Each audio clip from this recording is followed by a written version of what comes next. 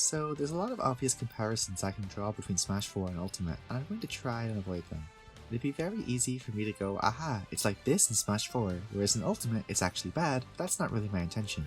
I want to focus on what made Smash 4 so good for me specifically. Every time I play that game, I fall in love. I should clarify though, that when I play Smash 4 now, I literally only play Fox. The other characters feel a bit weird to me these days, but also Fox is just so insanely fun that I don't ever feel the need to play someone else. What I'm saying is that this video probably isn't going to be universal. Most of the theory I'm talking about is going to apply mostly to the top tiers. I'm making this video both as a celebration of a game I love and the time I spent with it, but also to hopefully help people understand why I and others feel this way.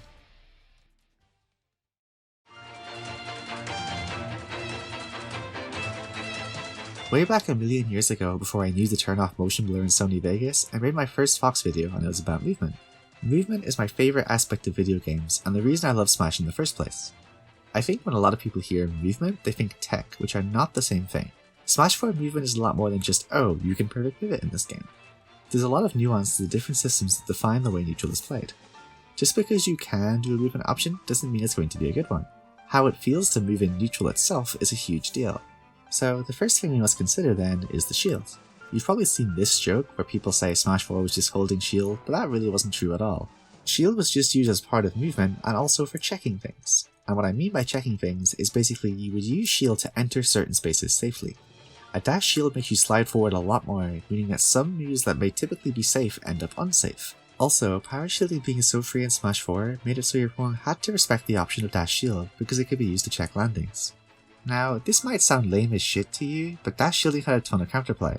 For one, you're fully vulnerable during the dash, so misspacing it was a big deal, but also your opponent could choose just to not hit a button. They could read the shield and create space for themselves, and 1,000 other things. You may disagree here, but because entering and exiting shield was a lot quicker than in any other Smash game, Smash 4 made it a lot easier to safely move forwards. But, importantly, shield was still a commitment. If I move into my opponent's space and just start pressing shield, if they're spacing around it, I'm now in a bad position. Also, grabs were very good and safe in Smash 4, meaning holding shield itself was actually pretty risky. Typically what this meant is that shield was entered a lot, but it wasn't held a lot, which is a really important distinction, unless you're someone like Diddy with this stupid fucking banana out of shield. Of course, this is only just applying to dash shielding, which is one of the various ways that we shielded. We didn't just dash at each other and shield for the whole game, and not every character employed this. As for movement, shield is just a good example of the fine level of control Smash 4 offered. Consider a dash empty hop back compared to a dash shield empty hop back. My positioning is subtly different and also gives me different momentum upon landing. Traction was pretty low in Smash 4. Even though Fox had some of the highest traction, meaning he slid around less, he still had lower traction than he even did in Melee. Then, of course, there's perfect pivoting. Doing that out of landings and in and out of shield gave even more nuance to the spacing. This is all to say that there's just an extremely fine level of control with the spacing in Smash 4. What makes all of this awesome is that Smash 4's neutral was mostly played around the theory of burst range, especially for Fox. For those who don't know, burst range basically means this kind of range here. If I were to just run forward and dash attack, you physically could not react in this range. This means that if I simply stand here, the onus is on the opponent to act first, and all of their commitments are something I can punish. Of course, this applies to pretty much every fighting game, but Smash 4's particular variant of it was a lot of fun for me. Landing lag is decently high in Smash 4. If I'm honest, it's far too high for the majority of the cast, but the top tiers were all so broken that it didn't really matter for them. Landing lag being high meant that whiff punishes were more possible, so pressing buttons without care was quite unsafe to do. Of course, burst range meant different things to different characters. For someone like Sheik, for example, she doesn't really threaten much with her dash attack, but her dash grab is scary, meaning that moving forward towards them with a shield is an intimidating prospect. Compare this to someone like Mewtwo, who has a woeful dash grab with low reward, but their buttons are very safe on block, so a dash shield could be a good option to potentially punish. But then consider Shadow Ball. If I move towards them with shield and they just continue charging Shadow Ball, the onus is now on me to act. As a quick aside, I also really liked some of the layers to interaction Smash 4 had on shield. For example, if Mewtwo nairs my shield, his fastest button is a frame 6 down tilt, which will beat me dashing in to punish. Mewtwo's jab is pretty bad and he lacks good anti-airs, so I can pretty safely empty hop over the down tilt to grab him. This leads into the next layer where, as a risky option, Mewtwo can choose to do an unsafe rising fair to stop my empty hop, but his rising fair was so unsafe that I could then punish that and so on. For me personally, Smash 4 hit a really nice sweet spot where there were just enough variables within block pressure for it to have depth, but not so much that it just feels like I'm guessing.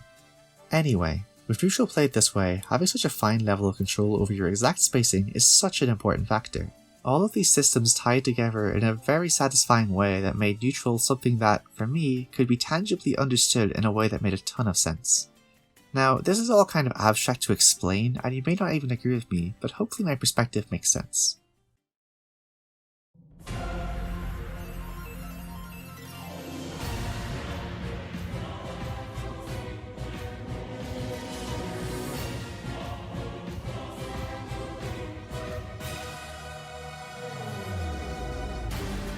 Please watch this clip.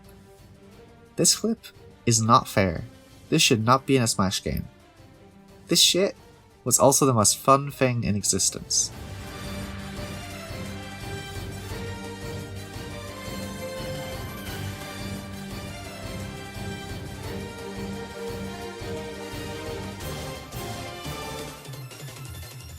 Look, I've played a lot of games. I am, to my eternal shame, something of a gamer. I'm not exaggerating though when I say hitting somebody as Fox is the most fun feeling in any game for me. It's just so incredibly freeform and exciting, and I don't know, I just love it. Like, check here when I hit this up tilt. I was able to combo this into footstool and then kill Diddy off it. That's so unfair! Why was I allowed to do that? That's so cool that I could do that though. Fox can just use so much of his kit in so many creative ways, and there's so many tiny nuances to it. When I hit an up tilt at 35% against Falcon, it is a completely different combo tree to hitting, say, Peach at even 40%, hell, even hitting Falcon again at 45%. Obviously, there's a planet-sized elephant in the room approaching this video called Rage, and I'm not really going to defend it. But yeah, just hitting someone and then not allowing them to play the game anymore was such a great feeling. Similarly, I know ledge trapping is lame, and I know it's unhealthy, but god, keeping a Samus on the ledge for 150% feels fucking good, man. Then, for me personally, there's obviously the labbing element. I really love that feeling of figuring something out, executing it in a game, and thinking, wow, I'm the only person in the world to have ever done this.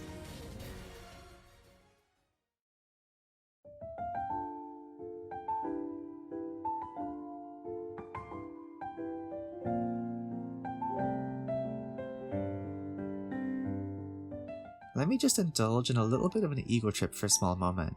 Now, I wasn't great at Smash 4, but I was good. More to the point, who else was hitting an up tilt and then doing all of this nonsense? Like Charlie, and that's it. Playing a game I loved and in some way being unique felt really great. If I footstooled someone on stream, the commentators would just start screaming, and it was just really cool, I guess. Smash 4 came out at a pretty formative time in my life. I happened to be taking a year off from studies, and it let me spend a lot of time with the game. Early on, I happened to win a flight to Scotland to play, and then I happened to do well at that tournament, and I had people come up on stage to hug me after I won that set. I'd never really been a part of something like this, and as the game continued, I grew up so much. I got out of the house more, I travelled more, and I made so many friends that I still talk to this day. I went all around Europe, I even got to play Smash in Japan and America. I have great memories of sitting in a voice call until 4 AM, talking about nothing, beating up a Ryu in training mode, and then I would excitedly leave the call to go record something I found so I could share it. And I know all this isn't really unique to Smash 4. I'm not really sure if I could ever feel this with any game again, because it was my first time. Smash 4 was just such a turning point in my life, I guess, and I know that sounds extreme, but the person I was before that game does not resemble who I am now. The friends I made, the places I went, and the sheer fun I had playing close sets. Giving all of that up feels impossible, so I've really tried to keep going with Ultimate. That's why I've made content for the game, even though I'm not very passionate. I've had a lot of fun with Ultimate too, of course. I've still had some great sets, and I've still played with my friends, but it's not really the same. My passion isn't there to beat up and play the game, and when I go back to Smash 4, it's easy to understand why. I like Ultimate. I just love Smash 4.